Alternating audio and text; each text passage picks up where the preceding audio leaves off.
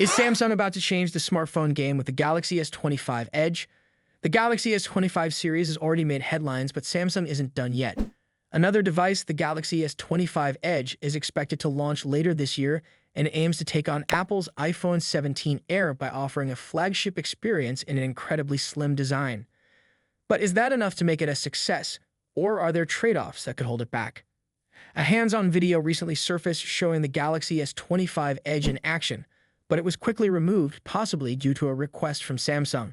However, before it was taken down, it gave us a good look at the device's design and key specifications. In the video, the phone appeared next to the Galaxy Z Fold 6, and interestingly, it was only slightly thicker than the Fold when closed. This suggests that the Galaxy S25 Edge is within the previously rumored 6mm range, making it one of the slimmest flagship smartphones available. While this ultra-thin design makes the S25 Edge stand out, it also brings some compromises, most notably in battery capacity. According to the leaked information, the device will have a 4,000 mAh lithium-ion battery. While that's a reasonable size for such a thin phone, some users might have hoped for a 5,000 mAh battery, especially if Samsung had used silicon battery technology. Still, the focus of the S25 Edge is clearly on its form factor, and Samsung seems to have prioritized sleekness over battery size. Despite the smaller battery, the phone doesn't cut corners when it comes to performance. It's powered by the Snapdragon 8 Elite chipset, the same one found in the other Galaxy S25 models. This means users can expect fast and efficient performance, whether they're gaming, multitasking, or using AI-powered features. Speaking of AI, Samsung's Galaxy S, powered by Google's Gemini, will play a key role in enhancing the overall user experience, from smarter voice commands to improved photo editing and productivity tools. When it comes to cameras, the Galaxy S25 Edge is expected to feature a 12-megapixel front-facing camera for selfies and video calls. On the back, Samsung is likely using its high-resolution 200-megapixel ultra sensor. However, in the leaked video, a camera detection app mistakenly identified it as a 12-megapixel camera, likely due to software limitations in reading pre-release hardware. Regardless, Samsung has been consistently improving its camera technology, so the S25 Edge is expected to deliver high-quality images with advanced computational photography features. Memory and storage options also seem promising. The leaked model featured 12 GB of RAM and 256 GB of storage. While there's a possibility of additional storage variants at launch, it's good to see that Samsung isn't compromising on RAM. With 12 GB, users can expect smooth multitasking, faster app performance, and better optimization for AI-driven features. Industry reports suggest that the Galaxy S25 Edge will launch in the coming months, and given the excitement around ultra-thin smartphones, it could attract a lot of attention. Samsung is preparing to launch the Galaxy Z Flip FE, a budget-friendly foldable smartphone aimed at making foldables more accessible. Recent firmware leaks confirm that Samsung is working on this device, initially expected to launch in Europe. However, new information suggests it will also be released in India and the UAE. A post by Tarun Vats on X reveals firmware for the Galaxy Z Flip FE in these regions, signaling Samsung's plan to expand its foldable lineup. This move aligns with the company's strategy of offering more affordable models alongside its premium options. As foldable phones gain popularity, a lower-cost variant could attract consumers who were previously hesitant due to high prices. Despite being a budget model, the Galaxy Z Flip FE is expected to retain several premium features. It is rumored to have an armor aluminum frame, ensuring durability, and the same hinge as the Galaxy Z Flip 6 for a smooth folding experience. The device is likely to sport a 6.7-inch AMOLED display with Full HD Plus resolution, a 120Hz refresh rate, and ultra-thin glass technology for better durability and fewer visible creases. The cover display size remains unknown, but Samsung may reduce it to lower costs.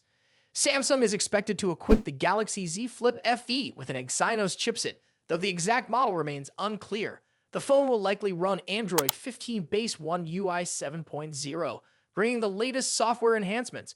Samsung has continually improved its foldable software experience, and this device is expected to benefit from those refinements. The camera setup is rumored to include a 50-megapixel primary rear camera, a significant upgrade from previous Flip models that featured a 12-megapixel sensor. Details on additional cameras remain unclear, but an ultra-wide lens is likely. The front-facing camera housed in the main display is expected to deliver high-quality selfies and video calls. Battery details have not been confirmed, but leaks suggest the device will support 25-watt fast charging. If it follows previous models, the battery size could be around 3,700 mAh. Optimizations in One UI 7.0 may improve battery efficiency, ensuring a full day of use despite the high refresh rate display. Since battery life has been a concern for foldables, Samsung might introduce additional power-saving features. The device is expected to support Wi-Fi 6E for faster connections and 5G for modern network standards. Since it is launching in multiple regions, variants may be optimized for specific network bands to ensure stable connectivity.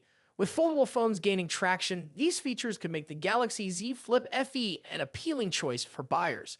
Although Samsung has yet to announce a launch date or pricing, the firmware leaks suggest the device could be unveiled soon. Industry experts believe it may debut alongside the Galaxy Z Flip 6 and Galaxy Z Fold 6, possibly at Samsung's Unpacked event in July or August 2025. A more affordable foldable could reshape the market by making this technology accessible to a broader audience. If priced competitively, the Galaxy Z Flip FE could attract buyers who have been interested in foldables but were deterred by the cost. Apple is making another major shift toward independence by introducing its own Wi-Fi chip in the iPhone 17. Analyst Ming-Chi Kuo reports that Apple is moving away from Broadcom's chips, aiming to optimize connectivity within its ecosystem. This change could improve speed, reduce latency, and lower production costs in the long run. For years, Apple has relied on Broadcom's chips for Wi-Fi and Bluetooth, but recent reports suggest that the company wants full control over its wireless technology. Kuo previously predicted that Apple would switch to in-house Wi-Fi chips within 3 years, and with the iPhone 17, that plan seems to be taking shape. By designing its own chip, Apple can ensure better hardware and software integration, leading to more efficient performance, better energy management, and reduced reliance on external suppliers. One of the key factors in this transition is support for Wi-Fi 7. While the iPhone 16 already supports Wi-Fi 7 using Broadcom's technology, Apple's custom chip could take full advantage of this standard. Wi-Fi 7 promises significant improvements, including speeds of up to 40 gigabits per second, lower latency for gaming and video calls, and dynamic frequency switching between 2.4, 5, and 6 gigahertz bands for a more stable connection. If Apple's in-house chip is fine-tuned for Wi-Fi 7, the iPhone 17 could deliver an even smoother and faster wireless experience. There is still some uncertainty about whether all iPhone 17 models will receive this new chip. Analyst Jeff Pugh originally suggested that only the Pro models would have it, but Kuo now believes that Apple will roll out its in-house Wi-Fi chip across all 4 models. If true, this would be a major shift, as Apple usually reserves advanced connectivity features for its high-end devices. However, Apple's broader strategy seems to involve making its core technologies standard across all models, ensuring consistency and better performance.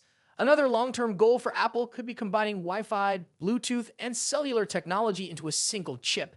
The company has already taken steps in this direction with the iPhone 16e, which introduced the C1 modem, Apple's first in-house cellular chip. If Apple eventually merges all wireless technologies into a single component, it could lead to even greater efficiency. A unified chip would improve power consumption, boost connection stability, and cut production costs by eliminating the need for separate modules. Whether this innovation will debut with the iPhone 17 or come in later generations remains to be seen.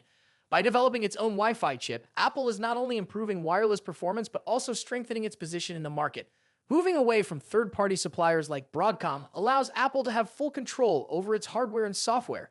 This approach has already proven successful with Apple's custom silicon, such as the A-series and M-series chips, which offer industry-leading performance and efficiency. The potential benefits of this change are clear. Users can expect faster connections, better stability, and possibly even longer battery life, thanks to improved energy management. However, there are also challenges. Transitioning to a new in-house chip means Apple must handle any issues that arise without relying on Broadcom's years of experience in wireless technology.